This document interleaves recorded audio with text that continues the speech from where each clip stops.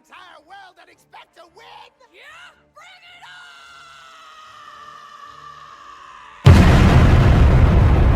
on!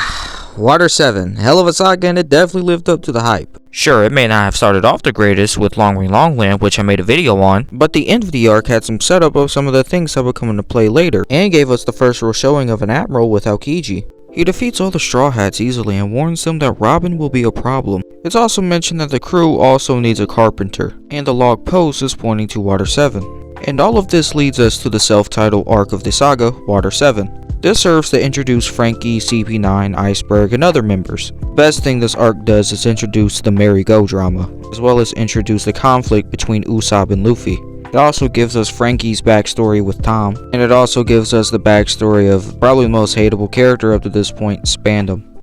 If I could kill it, I would. But I legally can't. But I've considered it.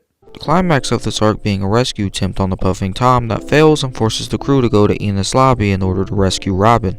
And it is at this island where the final showdowns take place. We get the backstories, the fights, and everything else. More importantly, it has probably the best moment in One Piece. I mean, it's just built up super well. I mean, we see like Robin's backstory, which is fantastic. Luffy ordering Sogeking to shoot down the government flag. And just the pure emotion and hype that leads up to the scene makes it so damn good. And the craziest part is that there's so much more that adds to this and makes this arc and saga the best in One Piece. Hell, even the post-interlude arc is fire. The interlude arc is fire. And I mean that literally. Like, Ace pops up and he fights Blackbeard, Garp makes his first appearance and he drops a bunch of crazy lore like Dragon being Luffy's dad and Garp being Dragon's dad. Shanks pulls up on Whitebeard and he demonstrates the first named use of hockey. I mean, quite frankly, it's a lot. I mean, there's a lot that I like skipped through, skimmed over, and didn't mention, but that's because like so much happens. It's like what I mentioned in my first video where this world is constantly moving. You never know what's going to happen next. Every main character does something, every side character does something, everybody gets something to do.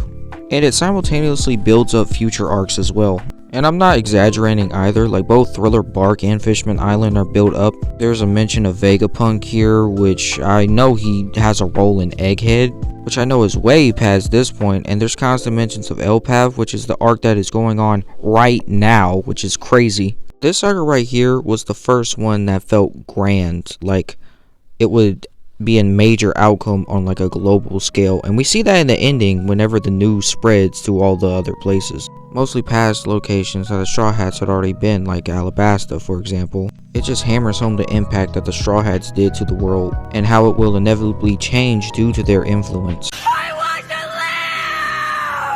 Robin is the main Straw Hat this saga, and she's built up very well. As mentioned before, Aokiji mentioned her being a threat and dangerous to the Straw Hat crew. This is because she's betrayed everyone that's come into contact with her.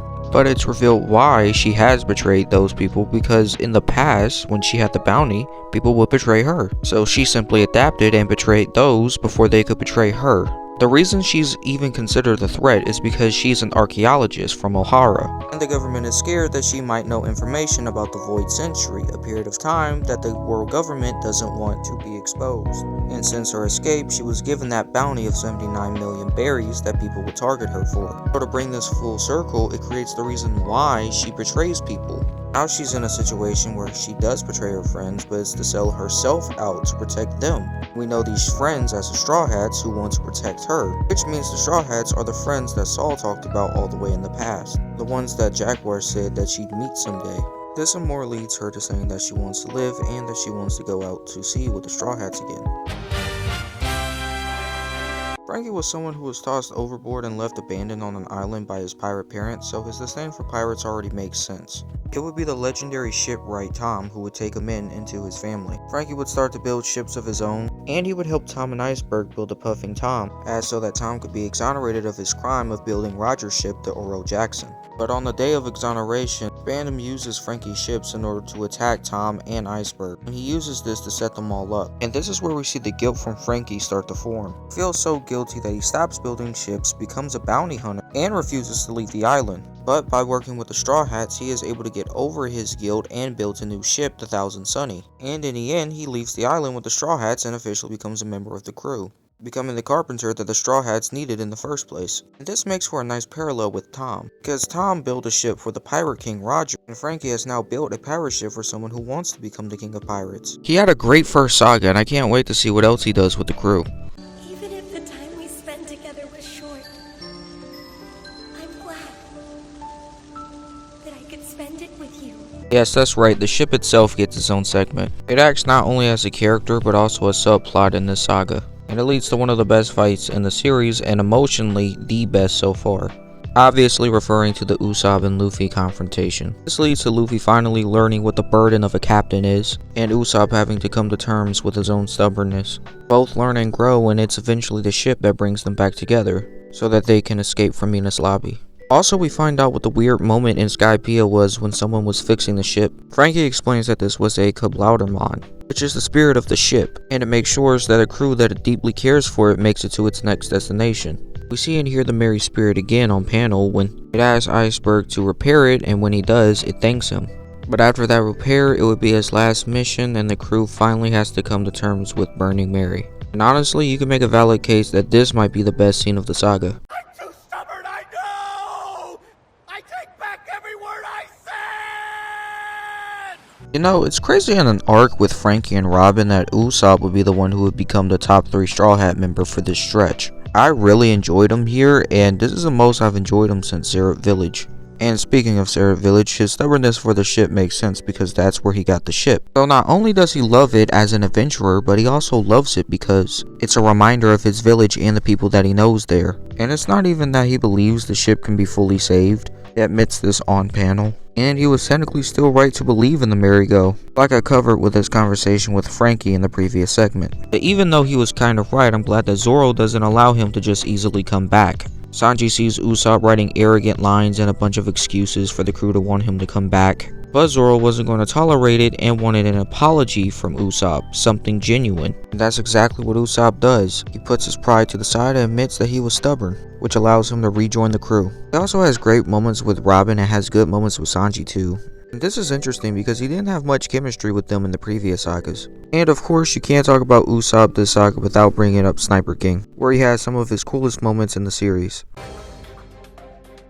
These guys serve as the main villains for the saga, but the only real important members here are Spandam and Lucci, with Spandam being a cowardly heel and Lucci being the actual competent villain. Spandam is someone who believes in absolute justice and does everything the world government asks of him. Of course, the only reason he's in the position he is right now is probably because his father, Spandine, who ordered the Buster Call on Ohara, was the former chief of CP9. Plus, he's given the ability to access the Buster Call from Aokiji himself.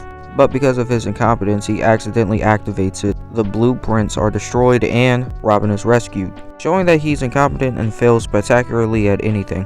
Lucci, on the other hand, just seems to like fighting and killing. Listen, if you ever need anybody murdered, please give me a call. You're I'm very giving him a discreet. card? I have no code of ethics. I will kill anyone, anywhere. Children, animals, old people, doesn't matter. I just love killing.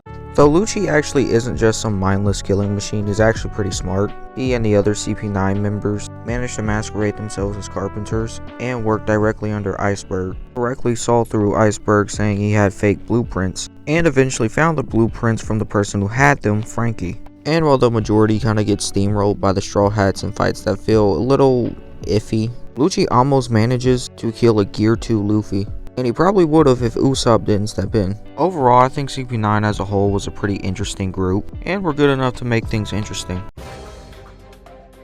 There's two Marines I wanted to talk about in this segment, and those two being Aokiji and Garp. Aokiji is in a weird place as he is hunting Robin, but he's also letting her live. It seems, unlike the others, Aokiji is in this weird middle ground, because while yes, he does give Spandam the Buster Call and hunts down Robin, we see that there are limits to what he will do or allow. We see this mainly in Robin's backstory, where when Akainu takes down one of the evacuation ships, he calls him an idiot and disavows him, as well as him being the reason Robin was able to get off the island in the first place. I assume there's only a couple reasons why he does this. It could be out of good faith to Saul, who he considers a friend. It could be that he's just really lazy and takes the concept of lazy justice to its peak. Or he has different motives from the rest of the Navy. Garp is another weird one because he doesn't seem to be explicitly evil, Matter of fact, he's Luffy's grandfather. But it does bring into question how someone with the will of D, something Luffy, Dragon, and Saul all have, who have all turned against the Marines, would ever be part of the Marines, especially considering your son is the biggest revolutionary in the world.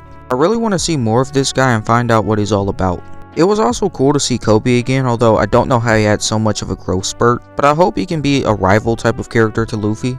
Maybe Luffy becomes the Pirate King and Kobe becomes a future admiral, and then we can see them fight. But honestly, with how much Kobe likes Luffy, he might actually just become part of the crew at some point. Or maybe he could reform the Navy, who knows. The name of your father is Monkey D. Dragon, the revolutionary. All of this comes together to reveal to us the fallout. We have new bounties, previous faces reacting to the news, Yonkos fighting, captains fighting. I mean, a lot of stuff happens, including the first official use of Haki, which I know is a whole other separate power system from Devil Fruits, so I'm interested to see where that goes. Shanks also becomes a super duper pirate off screen as explained by Garp, so besides Shanks and Whitebeard, there's 2 other Yonko yet to be revealed. So I like to see their introductions as well. I know one's a fat woman and another is a Mongolian dragon, so that'll be interesting. Come on, let's go! Don't slow down now. This party's just getting warmed up. This is by far my favorite saga within the series, and I think it'd be hard to top. And with me finally finishing this saga, I can now go on to the next adventure as the Straw Hats go to Fishman Island. Surely there won't be any ghost pirates or a civil war to worry about. It's been that boring guy with a over 10-minute video, setting sail for the next adventure. See ya.